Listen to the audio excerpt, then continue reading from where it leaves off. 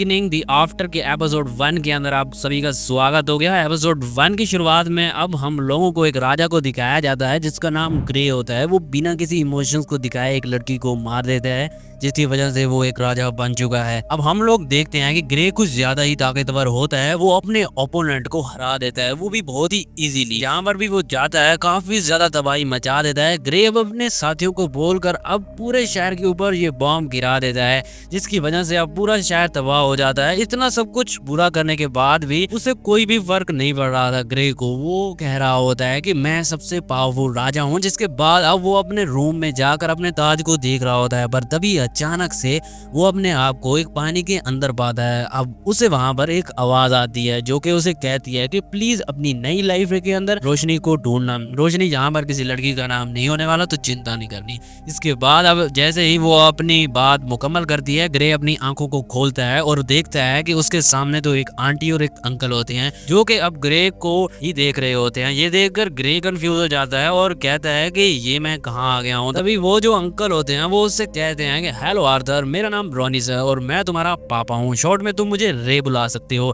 वो ये सब कुछ सुनने के बाद आर्थर काफी कंफ्यूज हो जाता है। वो सोचने लगता है कि आखिरकार ये लोग कौन है, मैं इन्हें जानता नहीं हूँ, पर ये लोग कह रहे हैं कि ये मेरे पेरेंट्स हैं। अगर ये सच बात है तो इसका मतलब है कि मैं अपनी पुरानी लाइफ के अंदर मर चुका हूँ और फिर उसके बाद मैं दोबारा से जिंदा हो गया हूँ। अगले सीन में आर्थर अब कहने लगता है कि मैंने सोचा नहीं था कि इतनी ज्यादा जीत के बाद मैं एक छोटा बच्चा बन जाऊंगा। अब हम देखते हैं क्योंकि आर्थर इस समय पर एक छोटा बच्चा है, उसके पेरेंट्स अब उसका काफी ख्याल रख रहे होते हैं। हमें ये पता चलता है कि आर्थर की माँ का नाम एलेक्स है। वहीं पर आर्थर को ये भी काफी ज्यादा अनकंफर्टेबल लग रहा था एक छोटे बच्चे की बॉडी में आकर। वो अब कुछ कर भी नहीं सकता था, उसकी बॉडी के ऊपर उसका खुद का कंट्रोल था ही नहीं। वो अपने कपड़ों को भी गंदा कर देता है, तो अब एलेक्स उसके कपड़े चेंज कर देती है। वहीं पर अब आर्थर भी कहने लगता है कि इस बॉडी के ऊपर मेरा कोई भी कंट्रोल नहीं है, ये बॉडी मेरे लिए एक प्रिजन की तरह है। मैं बस चाहता हूँ कि ये सब कुछ एक सपना हो, पर लगता है कि ये सब कुछ हकीकत है। अगले सीन में वो लोग बाहर होते हैं जहाँ पर हम लोग अब रे को देखते हैं जो कि अपनी ट्रेनिंग कर रहा होता है मैजिक का यूज करके। वो मैजिक का यूज करके पत्थरों को तोड़ देता है और एक पत्थर आकर उसके मुंह पर लग जाता है, जो देखकर एलेक्स कहती है कि रुको मैं तुम्हें हील करती हूँ। इसके बाद अब एलेक्स उसे हील करने लगती है। वहीं ये सब कुछ अब देखने के बाद आर्थर काफी कंफ्यूज हो जाता है। वो कहने लगता है कि ये जो ताकत है इस दुनिया के अंदर, इन सब के बारे में मैं नहीं जानता हूँ, पर ये काफी ज्यादा इंटरेस्टिंग है। अगले सीन में अब हम लोग रे को देखते हैं जो कि अब अपने हाथों पर एक ग्लव्स जैसी चीज को पहन लेता है और अब वो एक जंगली बेयर से लड़ने के लिए जाता है। वो फिर से अपनी ताकत का यूज करके उस बेयर को हरा देता है। वहीं ये सब कुछ अब देखने के बाद रे के जितने भी साथी होते हैं वो भी उससे काफी इंप्रेस हो जाते हैं। इवनिंग में रे अब घर वापस आता है और उसके हाथों पर थोड़ी सी चोट तो लगी हुई होती है। वहीं ये सब कुछ अब देखने के बाद आर्थर अब कह रहा होता है कि नॉलेज वेपन होती है और क्योंकि मैं भी कुछ कर नहीं सकता, तो मैं अपनी सराउंडिंग से ये सारी चीजें सीखूंगा कि आखिर ये चीजें वर्क कैसे करती हैं। ये सोसाइटी एक ऐसी जगह है जहाँ पर इंडिविजुअली अपना खुद के वेपन्स पर निर्भर रहना पड़ता है। इससे पता चलता है कि इस दुनिया के अंदर खतरा है। अगर ऐसी बात है तो मुझे अपने लिए खुद के लिए जल्दी से ताकत पानी होगी। वहीं पर अब उसके पेरेंट्स जिसके बाद अब उससे फिर से सुलाने लगते हैं। ये सब कुछ अब देखकर आर्थर कहने लगता है कि इस बॉडी के अंदर मुझे थोड़ा सा फ्रस्ट्रेटेड तो फील होता है, पर मेरे पेरेंट्स के साथ ये मोमेंट इतना भी ज्यादा बुरा नहीं हुआ। मैं अभी एंजॉय कर रहा हूँ क्योंकि मेरी पिछली लाइफ के अंदर मैं अपनी इच्छा अनुसार सो भी नहीं पाता था। अगले सीन में अब हम देखते हैं कि कुछ महीने बीत जाते हैं जहाँ पर आर्थर अब क्रॉल करना सीख जाता है, जो देखकर उसके पेरेंट्स तो काफी खुश हो रहे होते हैं। वहीं पर अब आर्थर जाकर शीशे में अपना पहली दफा चेहरा देखता है, जिसे देखकर वो भी काफी हैरान होता है। आर्थर अब कहने लगता है कि मुझे इस बॉडी में आए हुए काफी महीने हो चुके हैं, पर अभी तक मुझे मेरे नाम की आदत नहीं हुई, पर मुझे इन सब से ज्यादा फर्क नहीं पड़ता, मुझे तो बस नॉलेज चाहिए। अगले सीन में अब हम लोग देखते हैं कि एलेक्स आर्थर को सुला कर चली जाती है, पर हमें पता चलता है कि आर्थर तो सोने की एक्टिंग कर रहा था। जैसे ही एलेक्स वहां से जाती है, आर्थर अब नीचे उतर कर आ जाता है। आर्थर मन में कहने लगता है कि मुझे फाइनली मेरी बॉडी के ऊपर थोड़ा सा कंट्रोल तो मिल चुका है, इसलिए मैं अब थोड़ा बहुत ये सब कुछ कर पा रहा हूँ। इसी तरह से आर्थर अब चुपके चुपके लाइब्रेरी के अंदर जाता है जहाँ पर काफी सारी किताबें होती हैं। आर्थर अब चुपके से एक बुक को निकाल कर पढ़ने लगता है। वो अब कहता है कि फाइनली चलो मुझे कुछ तो पता चला इस दुनिया के बारे में। आर्थर अब हम लोगों को बताता है कि जिस कॉन्टिनेंट के अंदर वो रहता है उसका नाम डिकाथन है। इसके अंदर 3 किंगडम्स आते हैं। पहला किंगडम है डवाओ किंगडम, एक ऐसा एरा जहाँ डिवॉवर्स रहते हैं। जिसके बाद दूसरा किंगडम है एलानोर किंगडम। ये किंगडम एल्व्स का नेशन है जहाँ जहाँ पर ये लोग डीप फॉरेस्ट के अंदर रहते हैं। इसके बाद स्पेन किंगडम आता है, यहाँ पर ही मैं रहता हूँ। यहाँ की पॉपुलेशन काफी ज्यादा है। यहाँ इस किंगडम में सभी इंसान रहते हैं, मेरे ही नेशन की तरह यहाँ पर भी किंग है। बस मेन डिफरेंस ये है कि राजा को इनहेरिट के तौर पर राजा बनाया गया है, ना कि उसे राजगद्दी छीनी गई है। जैसा कि मैं वॉर करके जीत लिया करता था, वो अब कहने लगता है कि अगर प्रीवियस लाइफ से कंपेयर किया जाए तो ये वर्ल्ड अभी डेवलपमेंट के प्रोसेस में है। इस बुक के अंदर मैंने सीखा है कि आखिरकार यहाँ की टेक्नोलॉजी काफी पैरामेटिव कैसे है। इसका कारण है मैजिक। इसके पावर का सोर्स माना है, जो कि इस दुनिया के अंदर एग्जिस्ट करता है। माना को कंट्रोल करने की एबिलिटी काफी ज्यादा हेरिटेटेड है, यानी कि काफी रेयर होती है। सिर्फ 100 लोगों में से सिर्फ 1 पर्सन के पास ही माना को कंट्रोल करने की एबिलिटी होती है। आर्थर अब हम लोग को बताता है कि ब्रॉडली अगर देखा जाए तो माना को 2 एप्लीकेशंस कंट्रोल करते हैं, एक है ऑगमेंटिंग और दूसरा है कंज्यूरिंग। जो ऑगमेंटिंग होते हैं वो माना को यूज करके अपनी बॉडी को इनहेंस कर सकते हैं, जिससे कि उन लोगों को काफी ज्यादा ताकत, एबिलिटी और डिफेंस मिलते हैं। और दूसरी तरफ होते हैं कंज्यूरिंग, जो वो लोग माना को यूज करके अपने आप ही जिस तरीके से वो चाहें उसे कंट्रोल कर सकते हैं, जैसा कि मैजिक को यूज करना। और माना को कंट्रोल करने की जो चाबी है वो माना कोर होती है। ज्यादातर लोगों की पावर तब अवेकन होती है जब वो टीनेजर बनते हैं। उन लोगों को अपने माना को अपनी बॉडी के हर एक पॉइंट के अंदर चैनलाइज करना होगा। इस चीज को हम लोग माना कोर कहते हैं, और अगर हम लोग इसे कंट्रोल कर लें तो एक पर्सन मेज बन जाता है। और सर अब कहने लगता है, मेरी पुरानी दुनिया में भी एक सिमिलर कॉन्सेप्ट ही था, जैसा कहते थे कि उसे तुम अपनी इंटर पावर के बारे में जानते हो और उसे कंट्रोल करके उसे अनलिश कर सकते हो। आर्थर अब सोचने लगता है, क्या पुरानी जिंदगी की जो मेरी नॉलेज है क्या वो मेरे काम आएगी? चलो ट्राई करके देखते हैं। और क्योंकि की और माना का यूज करने की एबिलिटी एक जैसी होती है, तो आर्थर अब ट्राई करने लगता है। और अब थोड़ा बहुत मैजिक वो यूज करने ही वाला होता है, पर तभी उसकी मॉम आकर उसे उठा लेती है और कहती है कि तुम यहाँ क्या कर रहे हो। इसके बाद अब एलेक्स चेक करती है और कहती है कि तुमने तो फिर से कपड़े गंदे कर दिए, और वो उसके कपड़े चेंज कर देती है। ऐसा बोलने के बाद अब वो आर्थर को वहां से लेकर जाने लगती है। वहीं आर्थर मन में कहता है कि सही में ये बॉडी मेरे लिए एक प्रिजन से कम बिल्कुल भी नहीं है, मुझे जल्दी से और ताकत पानी होगी। इसके बाद अगले सीन में हम लोग अब देखते हैं कि आर्थर को जन्म हुए 2 साल हो चुके हैं। ये सारी चीजें अब एलेक्स की किताब में लिख रही होती है, और अब वो ये भी लिखती है कि जब से आर्थर का जन्म हुआ है तब से हमने उसे स्माइल करते हुए नहीं देखा। तभी एलेक्स की नजर जाती है बाहर, जहाँ पर वो देखती है कि जो रे है वो आर्थर को तलवारबाजी सिखा रहा होता है, जो देखकर अब गुस्से में आकर वो वहाँ पहुंच जाती है। और रे से कहती है कि अगर तुम मेरे बच्चे के साथ क्या कर रहे हो? रे कहता है कि मैं तो बस इसे तलवारबाजी सिखा रहा हूँ। जिस पर एलेक्स कहती है कि लेकिन आर्थर ने तो बस अभी चलना सीखा है, इसे अगर चोट लग गई तो फिर क्या करोगे? अगले सीन में हम लोग देखते हैं कि एलेक्स देखते हैं जो कि आर्थर को लेकर टाउन में चली जाती है। हमें पता चलता है कि आर्थर टाउन में आने के बाद काफी ज्यादा अच्छा फील करता है, क्योंकि यहाँ पर आने के बाद आर्थर को दुनिया की काफी ज्यादा इंफॉर्मेशन मिलती है। वो कह रहा होता है कि वेपन्स के टाइप और क्वालिटी देखने के बाद मुझे एक नेशन के लेवल ऑफ टेक्नोलॉजी के बारे में पता चलता है। आर्थर को यहाँ पर मैजिक स्टोन्स भी दिखाई देते हैं, जो कि उसके पुरानी लाइफ के अंदर नहीं हुआ करते थे। टाउन में आने के बाद आर्थर को मैजिक काफी करीब से देखने को मिलता है, जिससे वो और भी काफी कुछ सीख पाता है। इतना ज्यादा इन्फॉर्मेशन पाने के बाद आर्थर काफी ज्यादा थक जाता है। अब उसकी मॉम उसे घर वापस लेके जा रही होती है। वहीं आर्थर भी अब अपने मन में कह रहा होता है कि जो पेरेंट्स हैं वो मेरे लिए हर वो चीज और जरूरत को पूरा करते हैं। अब पता चला कि आखिरकार फैमिली होती कैसी है। हम लोगों को अब आर्थर के पास्ट का सीन दिखाया जाता है, जहाँ पर आर्थर बचपन से ही अनाथ आश्रम में रहा करता था। उसने कभी भी फैमिली को फील ही नहीं किया था। आर्थर अब काफी ज्यादा एंजॉय कर रहा होता है इस फैमिली में आने के बाद। उसकी मॉम भी अब उसे कहने लगती है कि मुझे काफी खुशी हुई थी जब तुम पहली दफा बेड से निकलकर बुक पढ़ने के लिए गए थे, और जब भी तुम मार्केट में जाते हो तो तुम काफी ज्यादा क्यूरियस लगते हो। ये तुमने शायद अपने पापा से सीखा है। एक दिन तुम भी उन्हीं की तरह भाग जाओगे और दुनिया को देखने जाओगे। पर बेटा मैं चाहती हूँ कि तुम एक पीसफुल लाइफ जियो, जिसमें तुम्हारे लिए कोई भी खतरा ना हो। अगले सीन में अब आर्थर आकर अपने फादर की वापस से ट्रेनिंग देख रहा होता है। आर्थर अब कह रहा होता है, मैं काफी ज्यादा लकी हूँ कि मेरे फादर यहाँ पर है, मुझे उनसे काफी कुछ सीखने को मिलता है। अब हम रे को देखते हैं जो कि अपने मैजिक का यूज करके पत्थरों की दीवार को तोड़ देता है, जिसके बाद वो आर्थर से कहता है कि हूं ना मैं कमाल का। वहीं आर्थर ज्यादा इंप्रेस नहीं हुआ होता, तभी उसकी मॉम वहां पर आती है और वो आर्थर से कहती है कि तुम्हारे फादर इससे भी काफी ज्यादा बेहतर कर सकते हैं। बस देखते जाओ। जिसके बाद अब हम लोग रे को देखते हैं जो कि और भी काफी ज्यादा माना का यूज करके काफी पावरफुल बन जाता है, जो देखकर आर्थर काफी ज्यादा हैरान हो जाता है और कहता है कि मेरे फादर एक ऑगमेंटर है, ये तो वाकई कमाल है, मैं ऐसे ही हाथ पर हाथ रख के नहीं बैठ सकता, मुझे भी ताकतवर होना होगा। आर्थर अब बुक पढ़ने के लिए जा रहा होता है पर तभी उसकी मॉम उसे सुलाने के लिए लेकर जाने लगती है और कहती है कि नहीं, तुम अभी बुक नहीं पढ़ सकते हो, जो देखकर आर्थर अब काफी मासूम सा चेहरा बनाने लगता है। तो अब उसकी मॉम भी उसे मना नहीं कर पाती और कहती है कि बस ठीक है, थोड़ी देर पढ़ोगे। तो अब वो भी मान जाता है और वो आकर बुक पढ़ने लग जाता है। वो अब अपनी ट्रेनिंग को वापस से शुरू कर देता है और कहता है कि इन 2 सालों में मैंने काफी ज्यादा नॉलेज को गेन किया है। सबसे इम्पोर्टेंट माना कोर को प्रोड्यूस करने की एबिलिटी, इसमें तुम्हें माना को काउंटलेस फ्रैगमेंट को अपनी बॉडी के थ्रू में फैलाना पड़ता है और सारे माना को एक सिंगल पॉइंट पर लाना पड़ता है। ये काफी ज्यादा रिस्की है पर मैं इसे करने वाला हूँ। वहीं पर अब हम लोग आर्थर के पेरेंट्स को देखते हैं जो कि बाहर होते हैं। वहीं दूसरी तरफ आर्थर अब अपनी ट्रेनिंग को कर रहा होता है, उसका माना पूरी तरह से तैयार हो जाता है और अब अचानक से घर के अंदर एक काफी बड़ा ब्लास्ट होता है।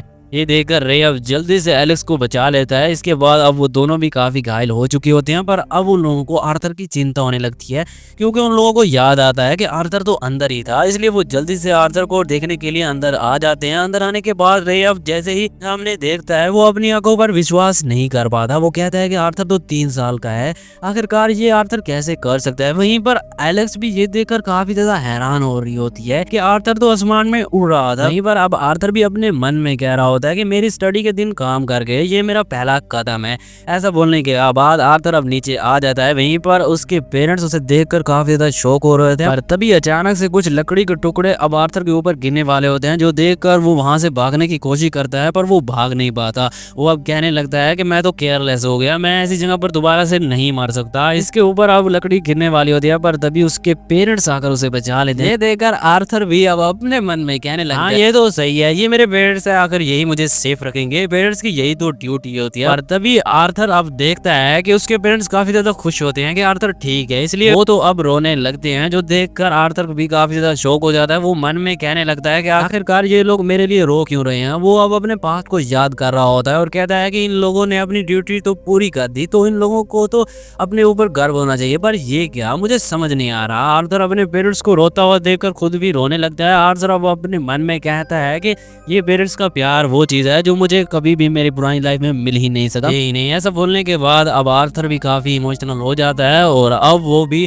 अपने पेरेंट्स को पकड़कर रोने लगता है। इसके बाद हमें अब एपिसोड की एंडिंग में एक काफी बड़े मॉन्स्टर को दिखाया जाता है और अब इसी के साथ ये एपिसोड यहीं पर खत्म हो जाता है। आफ्टर द एंड के एपिसोड 2 के अंदर आप सभी का स्वागत हो गया। एपिसोड 2 की शुरुआत में हम लोगों को पास्ट का सीन दिखाया जाता है जहाँ पर राजा ग्रे के सामने एक बंदे को बंदी बनाकर लाया जाता है। उस बंदे की गलती ये है कि वो ग्रे को मारना चाहता है और उसकी पनिशमेंट है कि उसे अभी की अभी मार दिया जाए, पर कौंसिल उसके ऊपर रहम दिखा देती है और उस बंदे को और उसकी फैमिली को उसकी कंट्री वापस भेज दिया जाएगा और वहां पर ही इनकी सजा डिसाइड होगी। हम लोग अब देखते हैं कि उस बंदे की वाइफ और बेटा भी वहां पर होते हैं, जो देखकर वो बंदा भी कहने लगता है कि हाँ, ये मेरे खुद का काम था, ना कि मेरी वाइफ और मेरे बच्चे का। घर जाने से तो काफी ज्यादा हम लोग सफर करेंगे, आप मुझे अभी के अभी मार दो, प्लीज मेरी फैमिली को छोड़ दो। ये बात वो ग्रे से कह रहा होता है। वहीं पर ये बात सुनकर कौंसिल वाले गुस्सा हो जाते हैं, तुम्हारी हिम्मत कैसे हुई बोलने की, तुम्हारा जजमेंट ऑलरेडी हो चुका है। ये सुनकर वो बंदा रोने लगता है और वो अब ग्रे से कहता है कि प्लीज मेरी फैमिली को बख्श दो। ये सुनने के बाद ग्रे अब तुरंत जाता है और उस बंदे की वाइफ और बेटे को मार देता है। ये देखकर कौंसिल खुश हो जाते हैं और कहते हैं कि ये देखो, किंग ने तो खुद ही मर्सी कर दी,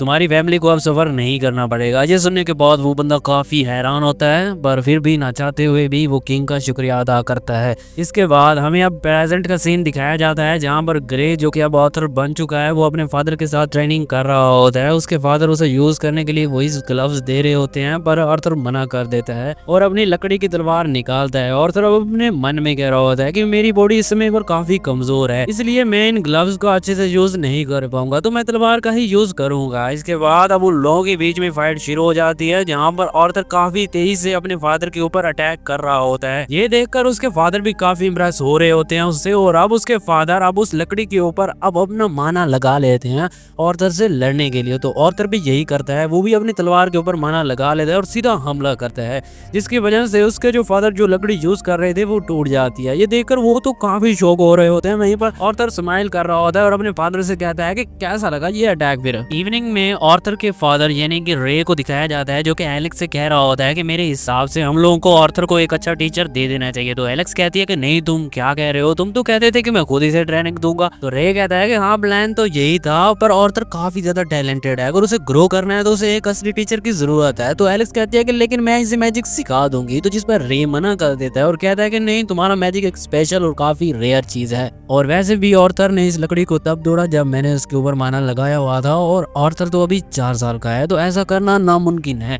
तो बेहतर रहेगा कि हमें इसे एक टीचर दे देना चाहिए था। ये सुनकर एलेक्स कहती है कि नहीं, मैं अपने प्यारे से बेटे को मुझसे दूर ट्रेनिंग पर नहीं जाने दूंगी। तो रे कहता है कि लेकिन इसकी फ्यूचर की तो सोचो। जिस पर एलेक्स कहती है कि लेकिन मैं इसकी प्रेजेंट की सोच रही हूँ, तुम नहीं चाहते हो कि ये हमारे साथ रहे। जिस पर रे कहता है कि नहीं, मैं चाहता हूँ। हम लोग अब देखते हैं कि वो दोनों इसी तरीके से फाइट करने लगते हैं, जो देखकर ऑर्थर के दिमाग में एक आइडिया आता है और वो अब उन लोगों से कहता है क्यों ना हम सभी लोग एक साथ चलें। यह आइडिया अब उसके पेरेंट्स को भी काफी पसंद आता है। वो कहते हैं कि तुम तो जीनियस हो, तुमने काफी कमाल का आइडिया दिया है। इसके बाद अब वो लोग अपना सामान को पैक करने शुरू कर देते हैं। अगले सीन में हमें अब दिखाया जाता है कि उन लोगों को अब स्कॉट करने के लिए कुछ एडवेंचर्स आए होते हैं। वहीं पर ऑर्थर भी उन सबको अपना इंट्रोडक्शन देता है। तो अब उस पार्टी का लीडर सामने आता है। वो ऑर्थर से कहता है कि हम लोग पहले भी मिल चुके हैं, पर तुम उस वक्त काफी छोटे थे तो शायद तुम्हें याद नहीं होगा। तो ऑर्थर कहता है कि नहीं, मुझे याद है, इस टीम का नाम ट्विंस हॉर्न्स है। ये वही पार्टी है जिसके अंदर मेरे पेरेंट्स पहले हुआ करते थे। इसके बाद अब एक एक करके वो सब अपना इंट्रोडक्शन देते हैं। उस बंदे का नाम एडम है और दूसरी लड़की का नाम एंजिला होता है। वो अब ऑर्थर को अपनी गोदी में पकड़ लेती है। इस वजह से ऑर्थर का दम घुटने लगता है और तो एक बंदा उसे वहां से छुड़ा देता है और अब उस बंदे का नाम होता है डोडन। इसके बाद ऑर्थर की नजर ऊपर कैरेज पर जाती है। वो देखता है कि वहां पर एक लड़की खड़ी हुई है जो कुछ ज्यादा नहीं बोल रही थी। तो दूसरी लड़की अब ऑर्थर को बताती है कि उस लड़की का नाम जैस्मीन है और मेरा नाम हेलन है, तुमसे मिलकर अच्छा लगा। इसके बाद हम लोग अब देखते हैं कि वो लोग अब टाउन की तरफ जाने लगते हैं। वो लोग एक मॉन्स्टर जैसी चीज को यूज कर रहे थे अपना घोड़ा गाड़ी चलाने के लिए। ये देखकर ऑर्थर भी अब अपने मन में कहने लगता है कि इनका ट्रांसपोर्टेशन काफी सिंपल है। मेरी पुरानी लाइफ में तो काफी बड़ी बड़ी स्पेसशिप्स हुआ करती थी। हमें अब पता चलता है कि वो लोग एक ऐसी सिटी में जा रहे हैं जिसका नाम जेरिक्स है। इसके बाद अब वो लोग अब आराम से बैठकर एंजॉय कर रहे होते हैं और ब्रेक ले रहे होते हैं, और तभी वहां पर कुछ वुल्फ मॉन्स्टर आ जाते हैं और वो उनके ऊपर हमला करने लगते हैं। पर तभी हम लोग देखते हैं कि जितने भी एडवेंचर्स होते हैं वो उन वुल्फ को काफी इजीली ले रहे होते हैं। एडम, जैस्मिन और बाकी सभी लोग काफी तेज होते हैं, जो देखकर ऑर्थर भी काफी हैरान हो रहा होता है।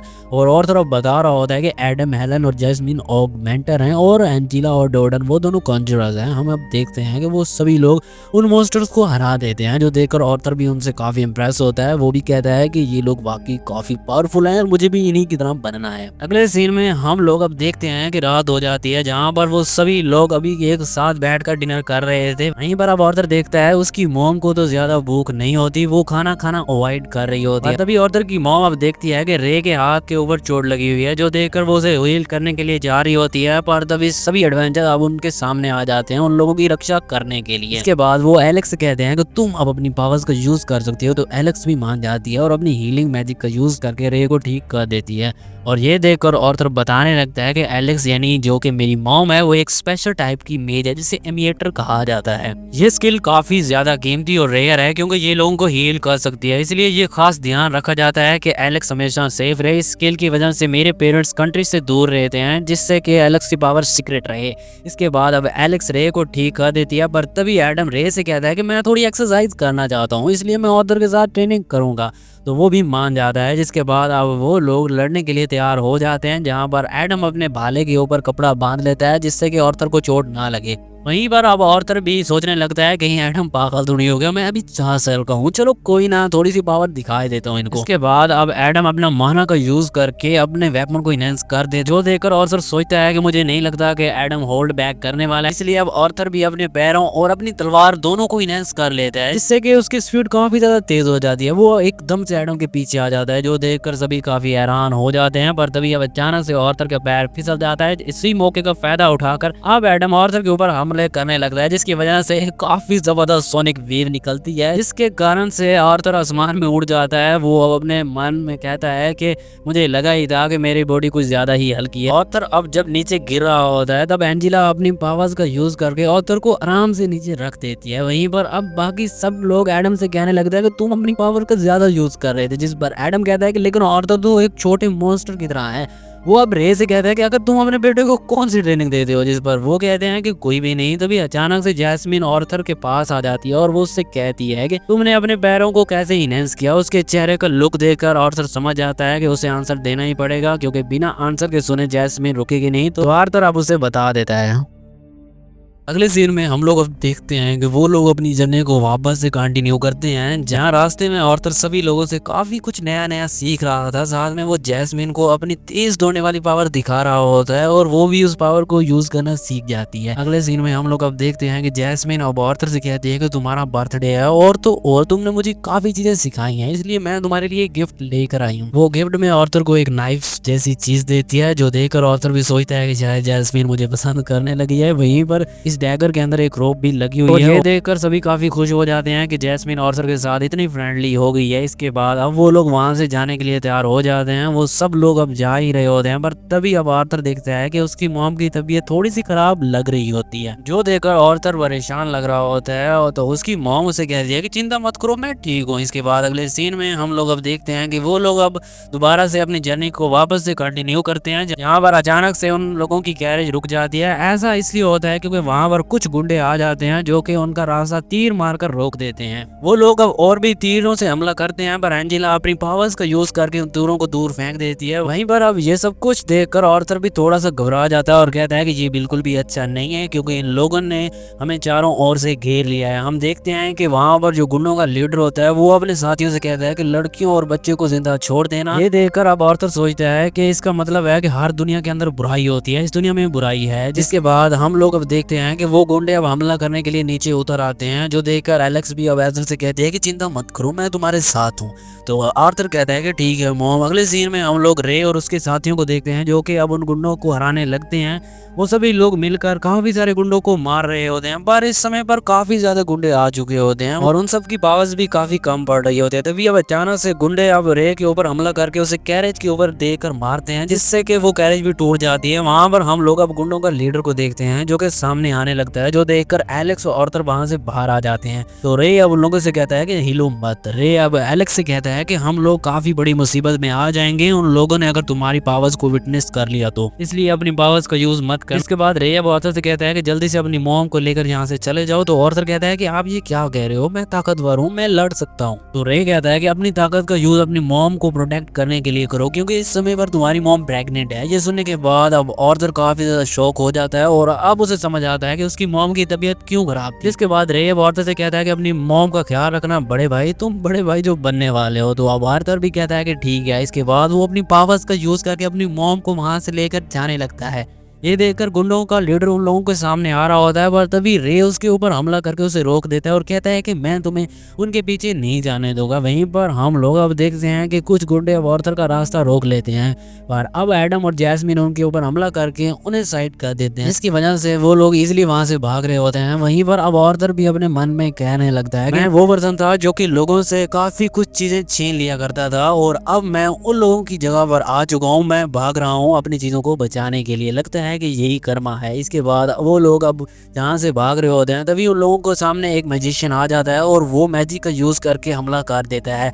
पर तभी अपनी मॉम को बचाने के लिए ऑर्थर उसके सामने आ जाता है और वो हमला सीधा ऑर्थर को लगता है, जिसकी वजह से वो खाई में गिरने लगता है। गिरने से पहले ऑर्थर अब उसी डैगर को बाहर निकाल लेता है जो कि जैस्मिन ने उसे दिया था। वो अब कहता है कि मैं अगर नीचे गिर रहा हूँ तो मैं तुम्हें भी खत्म करके जाऊंगा। ऐसा बोलने के बाद ऑर्थर अपना डैगर का यूज करके उस मैजिशियन के पाँव पर हमला कर देता है और उसे नीचे खींच लेता है। वहीं पर बाकी सभी लोग अब आर्थर को अपने मैजिक का यूज करके बचाने की कोशिश तो करते हैं, पर उनका मैजिक वहां तक पहुंच ही नहीं पाता। इस वजह से आर्थर अब नीचे गिर रहा होता है। ये देखकर अब आर्थर अपने मन में कहने लगता है कि मुझे काफी अजीब फील हो रहा है, मैंने तो कुछ गेन भी नहीं किया पर मेरा दिल तो सेटिस्फाइड लग रहा है। अब मुझे पता चला कि आखिरकार ये क्या है। मुझे समझ आ गया है कि मेरी पास्ट लाइफ में वो बंदा मुझसे क्या मांग रहा था। मुझे अब ये भी समझ आ गया है कि आखिरकार मेरे पेरेंट्स रोए क्यों थे। ये चीज होती है अपने आप को सेक्रीफाइस करने के लिए, अपनी फैमिली को बचाने के लिए। ऐसा करने से तुम्हारी आंखों में आंसू आ जाते हैं, क्योंकि तुम्हें पता है कि इसके बाद से तुम अपने चाहने वालों को कभी भी नहीं मिल पाओगे, तुम्हारे अंदर डर आ जाता है। वहीं पर औरत अब जब नीचे गिर रहा होता है वो कहता है कि